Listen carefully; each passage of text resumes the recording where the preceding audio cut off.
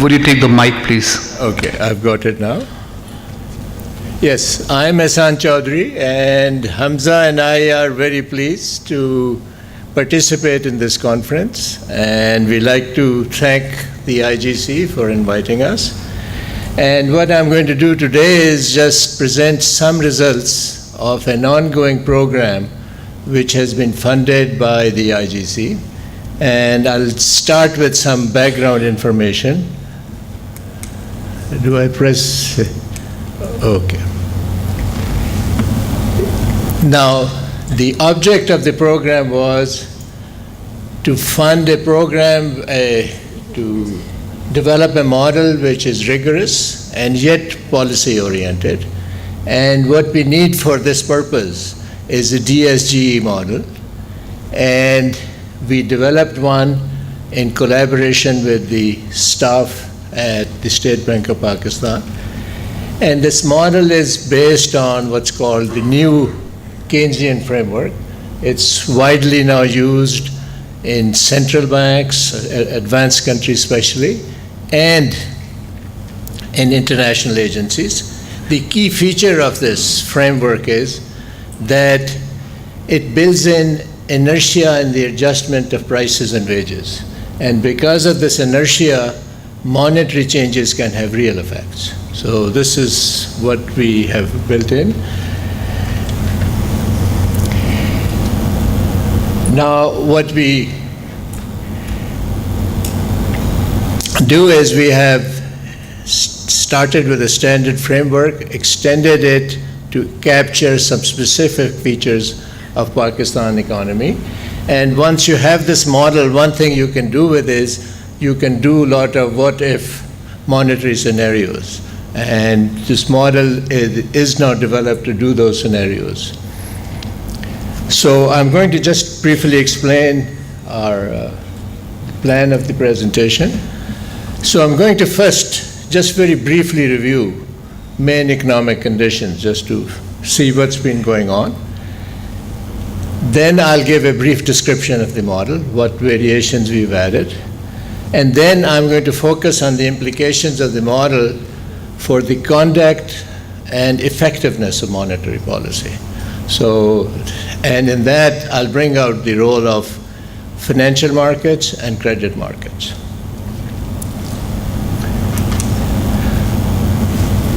I think I have to develop this technique of, okay. Now, in Pakistan, macroeconomic conditions, they've been improving recently, but there's still major challenges. And we've indicated the challenges here. Inflation has been volatile, very variable, and persistent. We have foreign investment is low, and as been indicated before, GDP growth is low. We have high fiscal deficits, so this is a key problem. The fiscal deficits, and they're growing. And up until recently, we had reserves falling and pressure on the currency. There has been some dramatic reversal in the past few months, but we don't yet know whether it's temporary or presents a long-term trend. And there are, of course, other problems. The productivity is low because of energy problems, because of law and order and security, and the global economy is not helping. It's recovering at a very slow speed. So I'll just go. So what I'm going to do is just briefly review with charts some of the developments. Now with the inflation rate, as you can see, has been coming down. And it has been below the target. Whatever the target was announced, the inflation rate last few years has been low. It's not quite true of the GDP growth. The GDP growth did rise for a little while, but it's fallen in the last year, and it is below the target level. So I'll just maybe go for the next slide.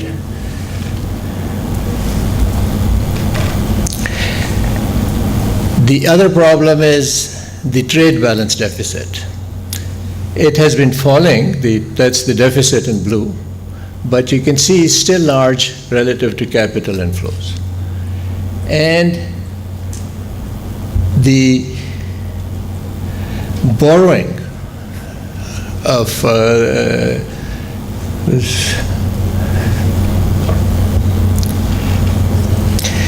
and the right-hand side is what I said has changed. So as you can see, up until December, where we have this chart, the foreign exchange reserves are falling, exchange rate was depreciating, but that is changing. Now I'll just quickly go through the next two slides. And there you can see one of the key problems is that the federal deficit continues to grow. And government is borrowing both from private banks and from state bank. And of course, borrowing from state bank is leading to money creation.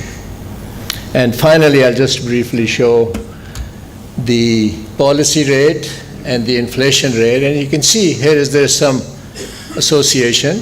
In the recent period, inflation rate has fallen and the policy rate has been brought down a bit. Okay, now I'm going to go and briefly just describe our model.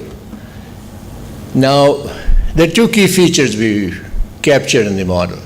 One is that credit markets are less developed in Pakistan. And so one implication of that is that the lending rate by banks and creditors does not respond quickly and adequately to changes in the policy rate. And this is consistent with evidence from other low-income countries. Now we incorporate this feature, we build in an inertia in the setting of the lending rate in the banking sector in the model. The other point I want to note here is that the financial markets in Pakistan are not well integrated with the financial markets in the global economy. And for one implication, for example, is that you have major departures from the relation known as the interest parity relation, which basically says interest rate at home has to equal the foreign interest rate plus the expected change in the exchange rate. And so there are departures. And to deal with that, we add transactions costs which increase as borrowing, international borrowing or lending increases. And the idea here is that the international financial flows occur in a variety of assets. So for some assets, the transaction costs are low, for others they are high, and you get this kind of a transaction cost function. Now there are a few other items we have included. We also have inertia and formation of expectations.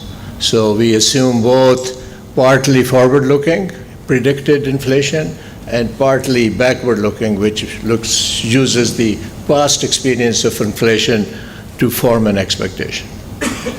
We have two types of households. One, high-income households who operate in the financial sector, and low-income household, lower income, and they are outside this sector and are kind of liquidity constrained.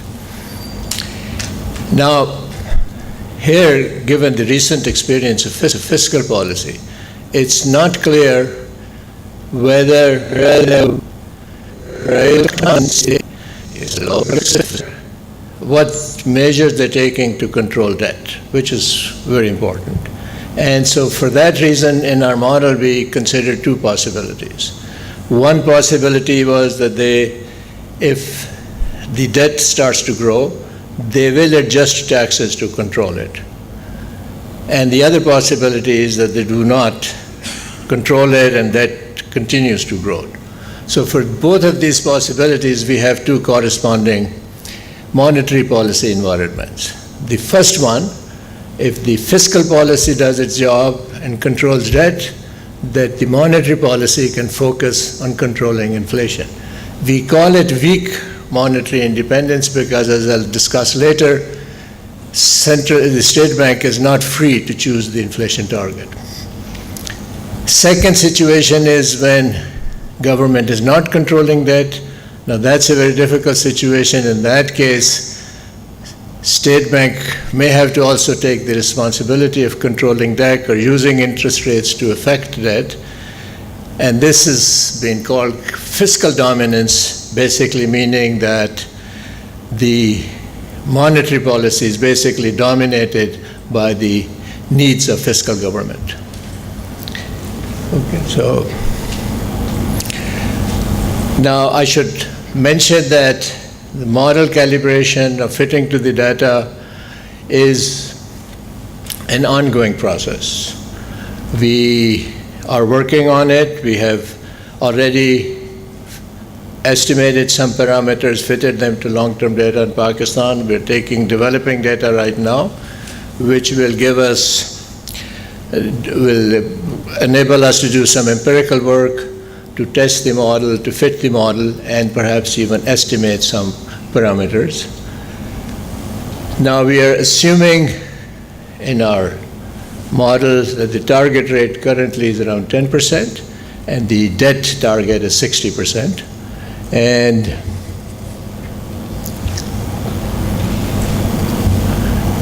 okay, I was just trying to read the last line.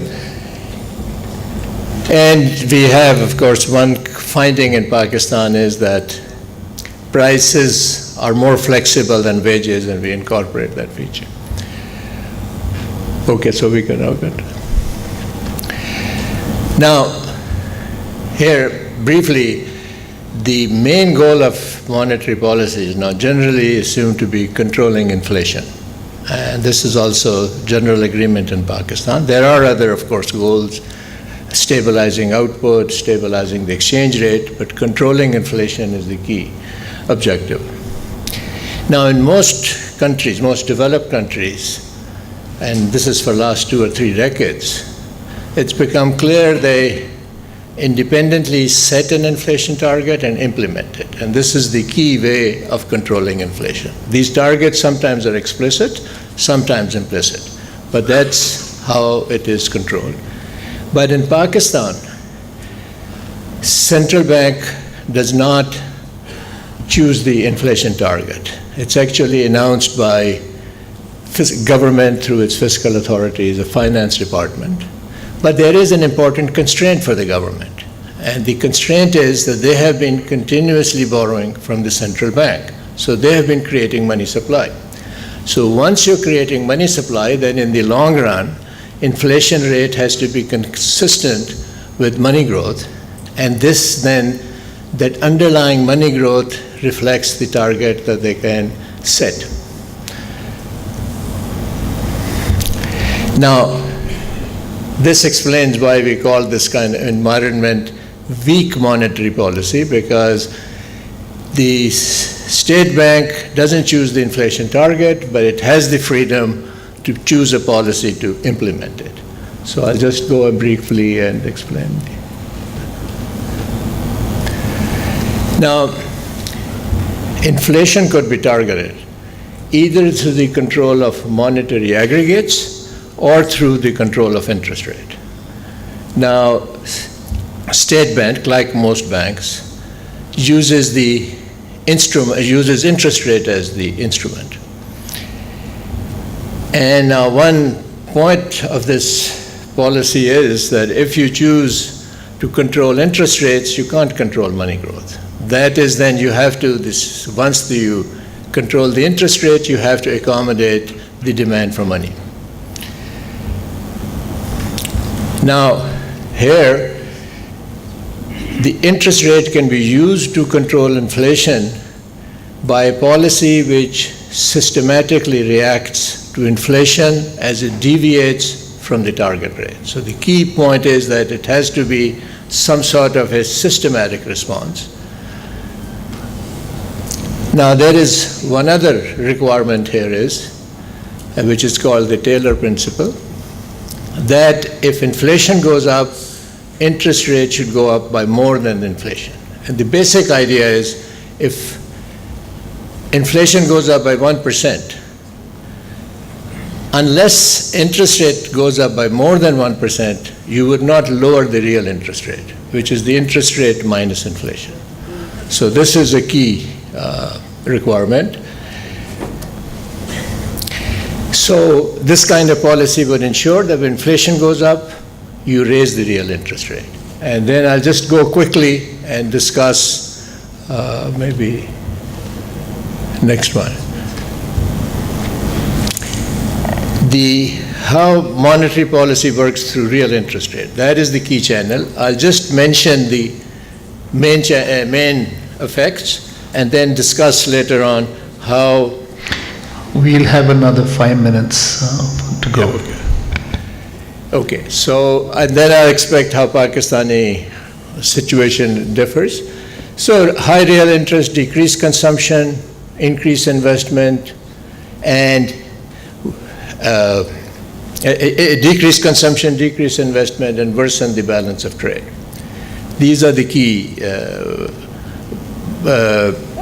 channels, and maybe I'll just go up a little more quickly and then discuss one point that I want to bring out, and that is that in Pakistan there are a number of factors which can impede with this way the monetary policy operates. And we mentioned those 3 factors. First, inertia and expectations can mean that the real interest rate does not fall as much as would be the case if there's no inertia. Then, if the borrowing costs don't fully adjust, the effect on investment is not as strong. And if the central bank stabilizes exchange rate, and that's possible if you have high transactions costs, then the exchange rate channel, which affects the trade balance, is also blocked. So what we did here, and this I like to quickly present, is that we compared the operation of the model that we have designed for Pakistan, which we called MPAP, Monetary Policy Analysis for Pakistan, with a standard model which doesn't have these differences. So just maybe go up. So I've just here summarized it. Basically, the idea is there are high adjustment costs in Pakistan, making loan rate operate less sluggishly to interest rate. High transactions cost in international capital flows, more inertia and expectations, and exchange rate stabilization. So then I can show you some figures here showing the difference between effectiveness of policy in the Pakistan model and the standard model. So I have some assumptions here. Basically, the experiment I'm going to do is a decrease in interest rate which amounts to 1% per annum. And then after that, we will assume that the monetary policies follows the current rule, and we'll have 10% inflation as the target, 60% as the debt level. And now okay, so here you can see what happens on output gap. The blue line is the standard model, red line is the Pakistan model, and you can see here the impact is smaller, almost half as much, and the adjustment is slower. So we could just go on to the inflation. Similar effect. The impact on inflation of a rising interest rate is smaller, and it is spread out over a longer period. And I'm going to now just look at the reasons why this happens. And so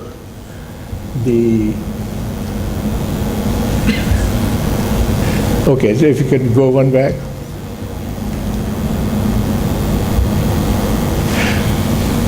The real interest rate here, and so I think looking at so what this means is, or what it suggests is, that a more vigorous response to inflation would be helpful because interest rate changes have less effectiveness and the response to inflation has been smaller.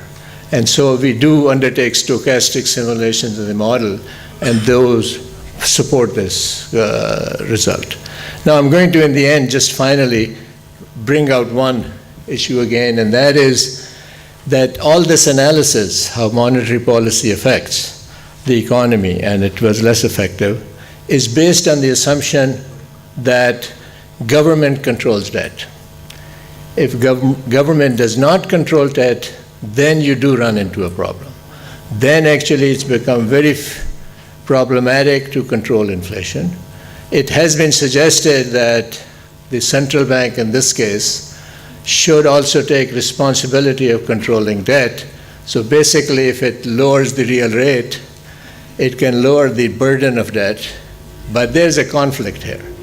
To control debt, you want to lower the real interest rate. To control inflation, you want to raise the real interest rate. Now, you can, and theoretically at least, work out a combination where you can do both.